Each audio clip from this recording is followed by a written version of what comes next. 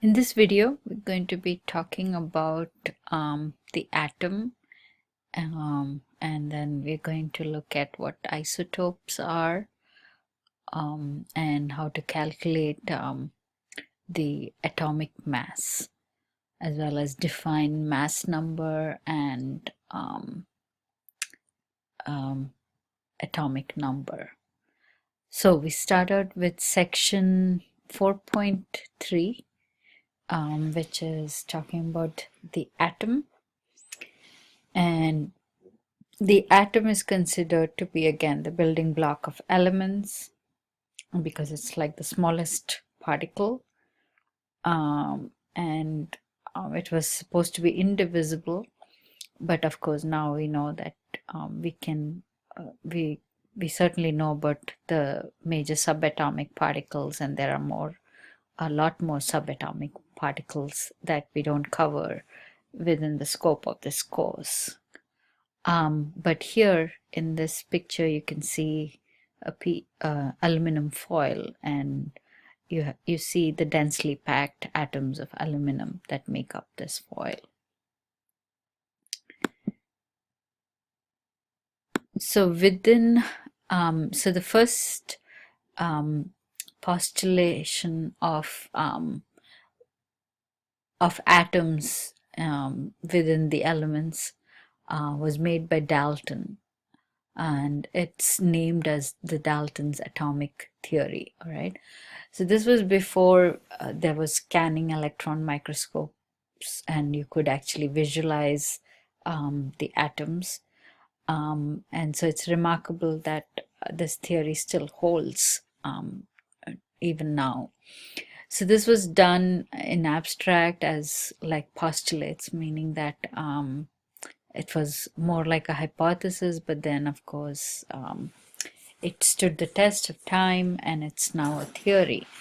So the tenets of this theory are that atoms are really tiny, and the atoms of one element are very similar. So for example, the atoms of aluminum are very similar, or they are similar rather, they're exactly the same.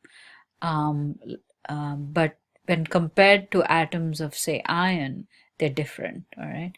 So atoms of an element are similar, but they're different from atoms of other elements. So basically, when we are talking about the properties or characteristic of an element, we are talking about the constituent atoms as well, all right? So sometimes that is used interchangeably. When you're talking about atom properties, we're actually talking about the element properties as well. So if you have two or more different elements combining to form compounds, what happens to the atoms? Well, they just get rearranged. So atoms can never be created or destroyed. That's the law of conservation of mass and law of conservation of atoms. Okay. So the subatomic particles, at least that we are learning about, are protons, electrons, and neutrons. Protons are positively charged. The electrons are negatively charged, whereas the neutrons have no charge whatsoever. All right. So opposite charges, of course, would attract. Okay. The similar charges would repel.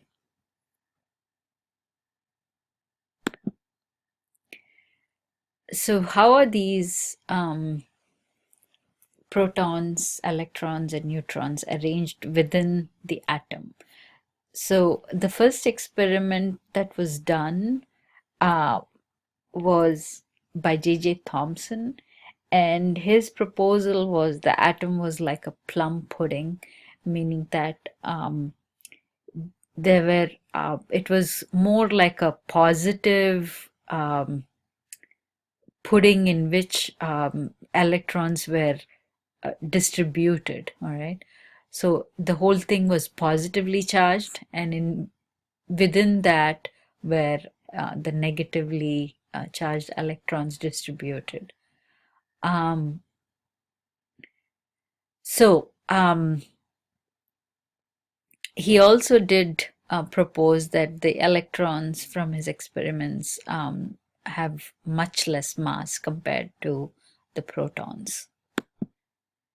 So this was his model, his proposed model, where you kind of have the positive pudding, which is the protons, and then wedged in there are the negative electrons or plums scattered around throughout the atom.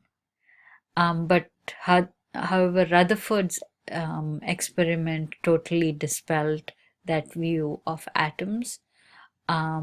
If that was the case, if it was like this plum pudding concept, then when he conducted his experiments with basically alpha rays, positively charged particles, that was aimed at a piece of gold foil, if it was entirely positive, a lot more positive, and just some electrons scattered around, then these positively charged particles would have been deflected, but instead they were going straight through the atom.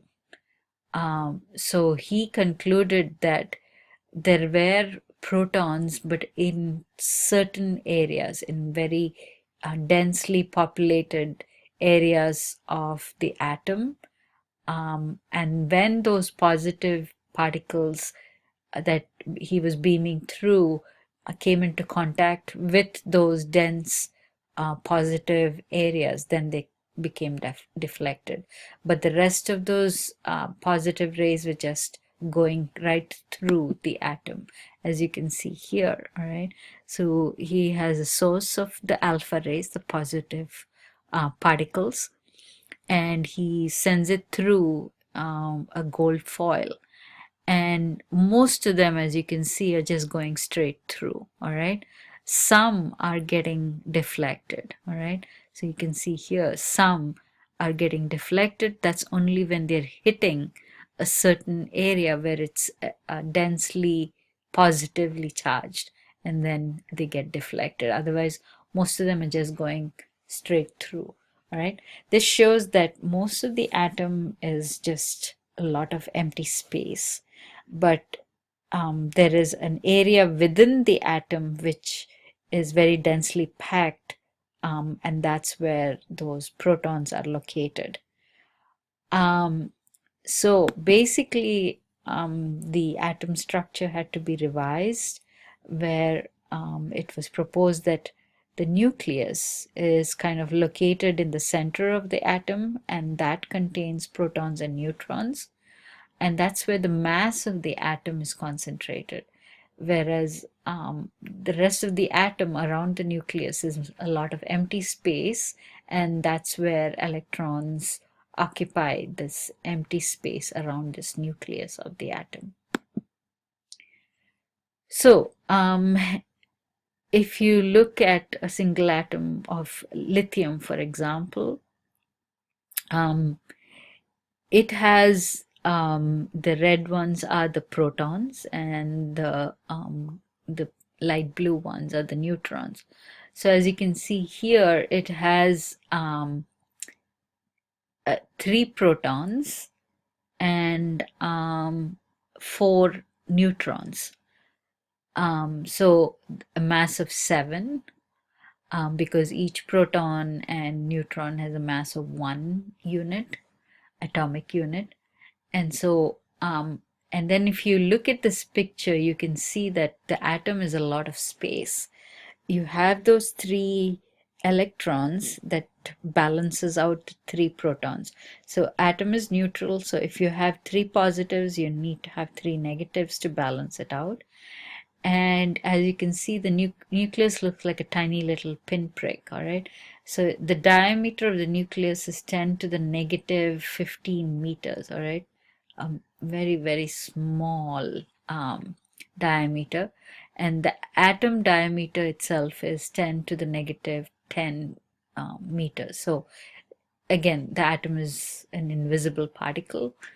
And so even smaller than that is the nucleus, which is looks like a pinprick. So again, if you can imagine a baseball field where at the center of the pitch is where the nucleus is located, and the rest of the stadium is just the atom, okay, where in the space surrounding the nucleus, that's where you find the electrons. That would be a good analogy to how to describe an atom. It's a lot of empty space. However, the nucleus itself is very dense. So even if you have a tiny little paper clip, which is made up totally of nuclei, all right? Nuclei is plural, nucleus is singular. So if you had a paper clip made up of just nuclei, it would weigh a ton. So the nucleus is very dense in terms of mass. Whereas the entire atom itself is not, all right, because of it having a lot of space. So the mass of these protons and neutrons being so small, they were given a unit of atomic mass unit, 1 AMU. So they were just given a mass of one, designated a mass of 1 AMU. And then the definition of a AMU is that it's 1/12 the mass of a carbon atom, okay? And that carbon atom contains 6 protons and 6 neutrons in its nucleus. So that's how the AMU was defined. AMU is also referred to as 1 Da or 1 Dalton. Now the electrons have 1/10,000th of the mass of an AMU. So that means their mass is so much completely negligible compared to that of a proton or neutron, all right? So you can see a proton, symbol P or the P plus, which I prefer, and the neutron N with the superscript 0. I just prefer the N, and the charge is positive, no charge for neutron, whereas their masses are very similar. If you can see, the mass of the proton is 1.007 AMU, and the neutron is 1.008 AMU. So both are located in the nucleus, so that's where the mass of the atom is. And then the electron, the symbol is E, negative, so the negative charge. In a neutral atom, the positives and negatives must balance each other out. And if you look at the mass, it's negligible compared to that of the proton and the neutron. So you can almost attribute like a 0 mass to the electron, all right? Because it's kind of 1/10,000th the mass of a proton or a neutron. And the electrons are outside the nucleus, arranged in actually, as we'll see later, in specific regions outside the nucleus. So in this study check, it says which of the following subatomic particles fits each of the descriptions below. Found outside the nucleus, that would be electrons, have a positive charge, protons, have mass but no charge, neutrons.